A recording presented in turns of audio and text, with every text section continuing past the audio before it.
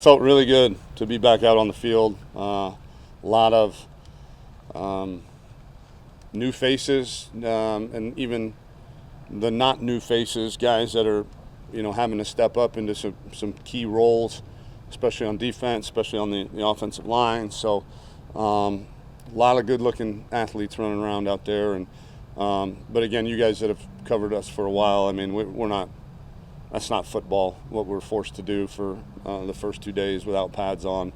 But you could see, guys that are hustling, guys that play with great effort, guys that make good decisions. So, and saw a lot of that today.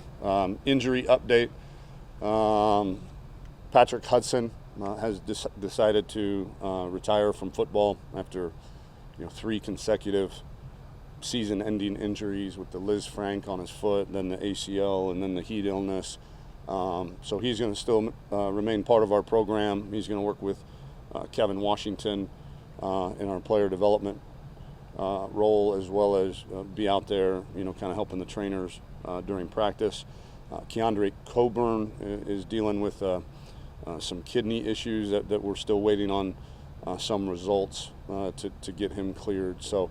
Other than that, I think you guys know Brandon had surgery on his ankle. Caleb Johnson, we expect to be back after spring break, so he'll be in a green jersey out there. So other than that, Devin, was he here? Devin Duvernay has a stress reaction. Actually. Was bothering him. It's in his pubic bone. Was bothering him the whole season. He gutted it through, and even was going through our winter off season. And it's actually a pretty cool story. So we have these shorts that our skill guys wear that monitor all the different, hamstrings are firing, quads firing, glutes firing, hip flexors firing, all that different stuff, and we analyze it. And for a couple weeks, I don't even know which leg it was, but there was a deficiency in how some of the muscles were firing. So we went and got an MRI, and that's what it showed. So he's the last 2 weeks of winter conditioning he did not do, and then he won't do anything this week, obviously, then spring break. We expect to have him after spring break. Is Colin Johnson there? But he's not. We don't expect him. I mean, the earliest might be the last week of spring ball. Is that John Bird out for the spring? Yeah, he is. He's working out with the team, with the track team. He's doing. We feel like he's got a chance to, to be the national champion in the hurdles, and maybe even make a run internationally. So we want him to, have every opportunity to go practice that. But we expect him to be back in August for fall camp. Of the reshaped bodies, who impresses you the most? It's a good question.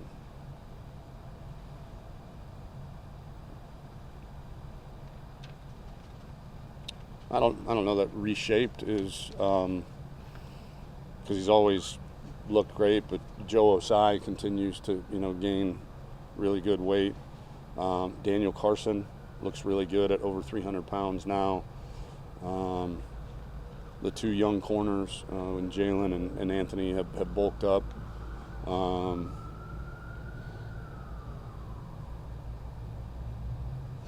Yeah, that's Tope Amada is 345 pounds, and he's like 15% body fat. I mean, it's silly. But we're gaining weight on some of those low weight guys on the O line. Reese Moore is over 300 pounds. Junior Angulau is over 300 pounds. Christian Jones is well over 300 pounds now, and still moving around really well. And even Samuel Cosme's up to 292, so we're hoping to get him up to 300 pounds by training camp. Kerstetter looks great too. Yeah. Even Sam. Ellinger? Yeah, or Cosme, you're talking about? Ellinger. Ellinger, yeah, he looks great. Yeah, the winter off season. I mean, I would.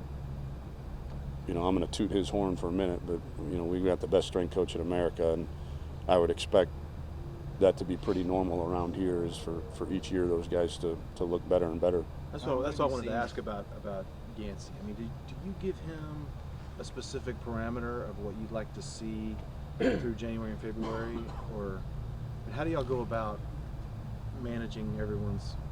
Well, yeah, it's very strengths and all it's that? very collaborative. In terms of we sit down with the position coach, the coordinator, myself, nutritionist, sports science people, and we say, okay, what is this guy deficient at?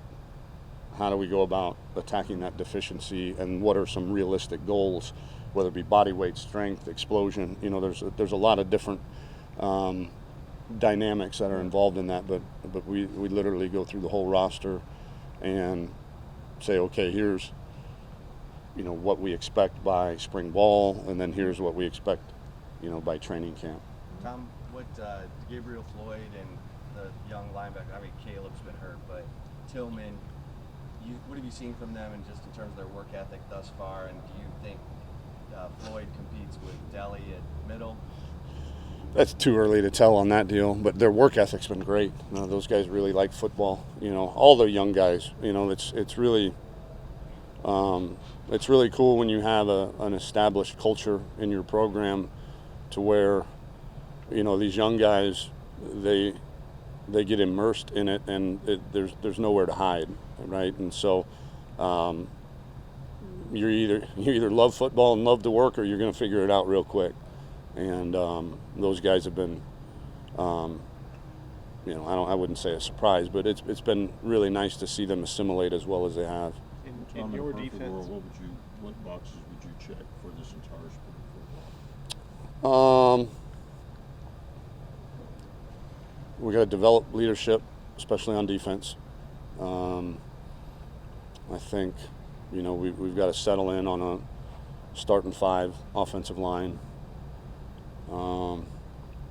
We got to figure out how to get these balls to a lot of these really good players on the, you know, at the skill positions offensively.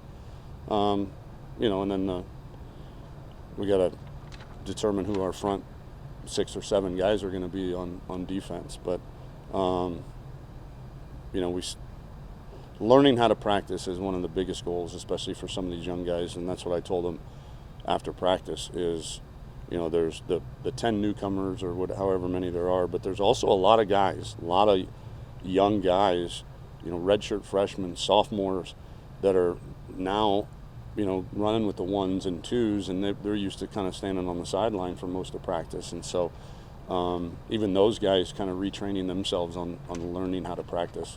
in your defense and in this league, is Brandon Jones a guy who you can see possibly fitting into nickel? And then with him being out, who are some other guys that will get some run there and try to figure out that defensive backfield? No, I think nickel, you know, we're pretty locked into having BJ and Josh Thompson. BJ Foster. Correct. Battle that out, and then, you know, in the back end with Caden, Brandon Jones, and DeMarvion, you know, and Chris Brown has had a really good offseason too. Did I forget anybody? I don't know. Did I forget anybody in the safety group?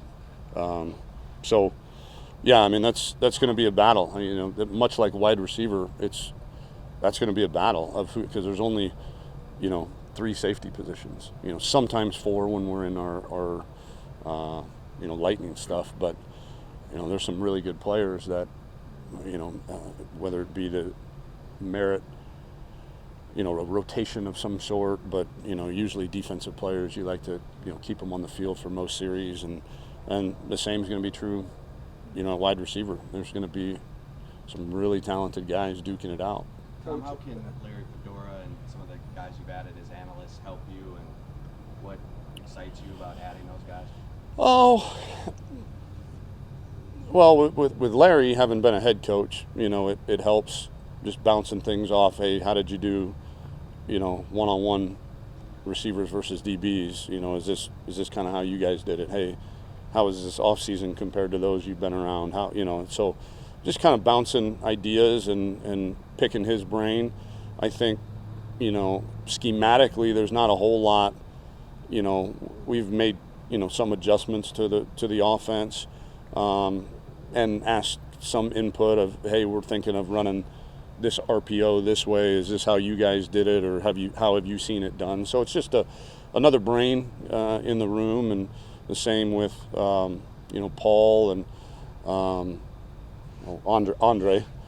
blanking on his name.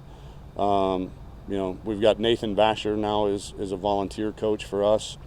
So it's good to have him back around too. So just added brain power, and then obviously during the season there'll be a lot more from a game plan, advanced scouting, you know, just more eyes on the opponent than we'd previously had. Coach, Your how relationship much with Larry- easier is it? What's that? Your relationship with Larry, does it go back a ways? Nah, I mean, we'd shaken hands a few times and know some of the same people, but we were not. I wouldn't have considered him a close friend of mine.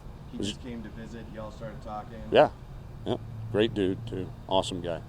Coach, how much easier is it in year 3 than it was in year 2 and in year 1? I mean, how much do the players taking ownership of practice program? We need more on defense, and not because they're not good kids. They're just not used to that role. You know, Chris Nelson's not coming back. You know, and Anthony Wheeler's not coming back. P.J. Locke's not coming back. Chris Boyd's not coming back. You know, and so some of these guys that had been the vocal leaders, you know, luckily for us, offensively, you know, Sam and Shaq and Kerstetter and Colin Johnson and even Devin Duvernay, you know, those guys have been used to being in some key leadership roles, and you know, so that's going to be the most difficult part. The part that you lay your head down on the pillow at night is knowing that everybody knows the expectations, everybody knows, and everybody believes in them too. You know, we talk about leadership being a transfer of belief, and I think that we have, for the most part, you know, we've transferred our belief system to most of these guys, and they truly believe it. It's not, hey, we're doing these certain things just so we're not getting in trouble. It's we're doing them because they know that it's going to help us win. And so, but we've just got to develop some more vocal leadership from some of these guys that aren't used to being in that role. Tom, are you gonna, Hang on, you need to follow up, or no? You were good. Okay.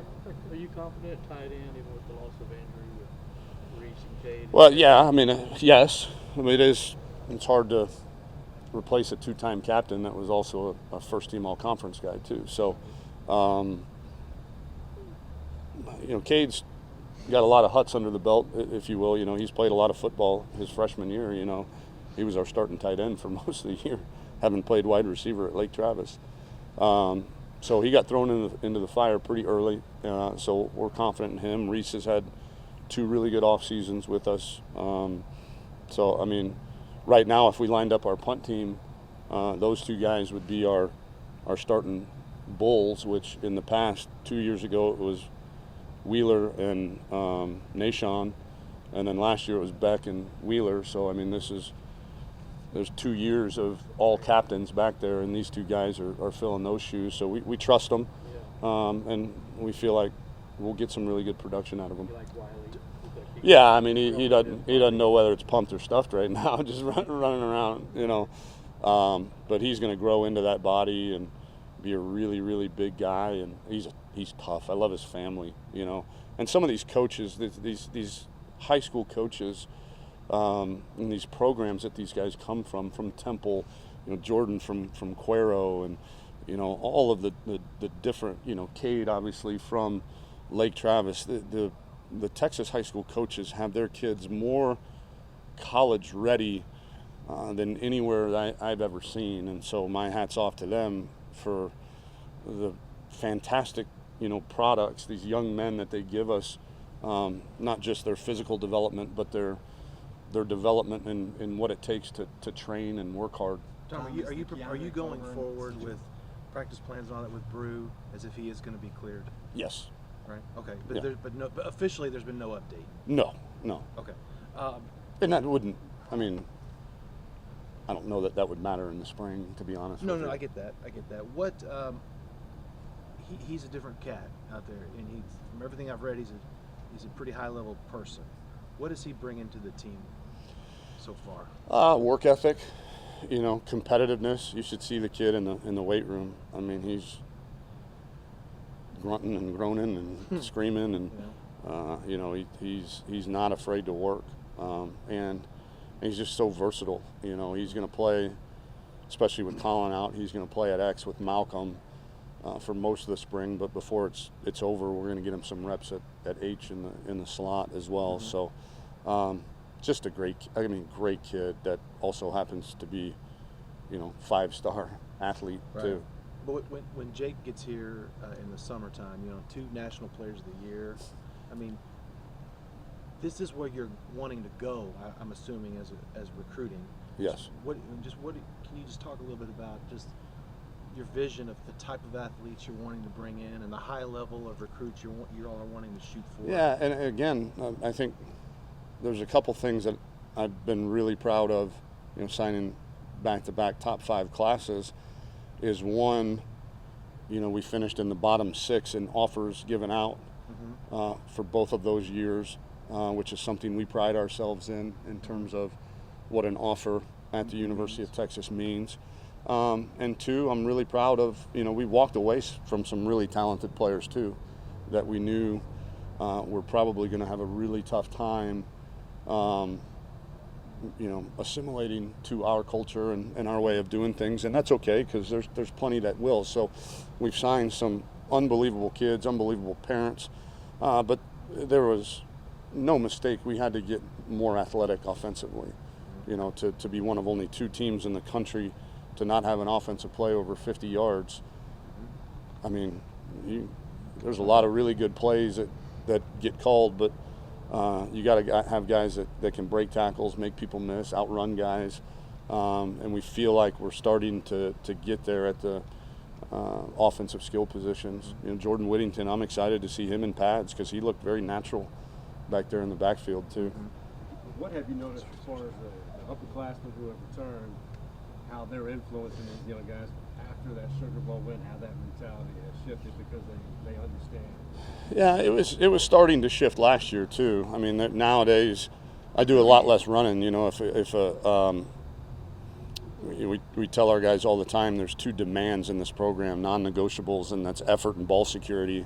And if you see a guy loaf, you know, you're going to see eyes changing color, smoke coming out of ears, or a guy, you know, carrying the ball loose. I mean, how do you win 10 games with no plays over 50 yards on offense? You do it because we ran the ball when we needed to. We were efficient on 3rd down, and we only turned the ball over 11 times in 14 games.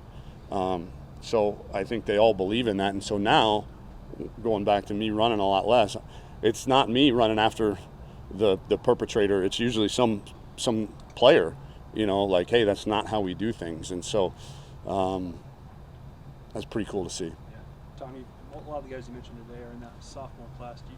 How important is that group? And I guess, are you pleased with kind of where they're at in terms of the long-term development? Yeah, and I'm also pleased, you know, with the new redshirt rule because, you know, guys like Malcolm Epps and Keandre Coburn and Daniel Carson, you know, those are guys that practiced with the varsity, if you will, and still played in 4 games, but got to redshirt. And so, yeah, they're especially defensively. I mean, that's going to make up a lot of those guys that are going to be out there. You know, from Delhi, you know, and Joe Osai and DeMar. I mean, the list goes on and on, from DeMarvion and BJ and Caden and you know, Anthony and Jalen, and I mean, a lot of those guys are going to have to play for us, especially on that side of the ball. So, yeah, they're what we thought they'd be, you know, and some of those guys are going to be even, you know, the O-line, you know, they're going to be pushing as redshirt freshmen to be in the mix. With that Got minus time for 2 is last corner ones? your biggest concern on defense, replacing an all-conference guy and another guy who went to the combine? I got a lot of big concerns on, not concerns, but there's going to be a lot of, I mean, again, we lost a defensive lineman of the year. We lost a 3-year starter at middle linebacker, or 2-year starter at least, that was a captain. You know, we lost Gary Johnson, who went to the combine. So, you know, it is a little discouraging not seeing a lot of those faces because I miss them. But these guys that are poised to take their place we have a ton of confidence in. So I don't think concern is really a deal, but we do know that we got a lot of holes to plug. With How that in do you mind, putting Jamison there, has he adjusted going back to kind of his home position? Oh, good. He had a good day today, especially in one-on-one. Do you have a Big 12 title at the top of the goal chart starting now for this team? Nope. He's going 1-0 today, and then 1-0 tomorrow, and then when it gets time, we'll worry about beating Louisiana Tech.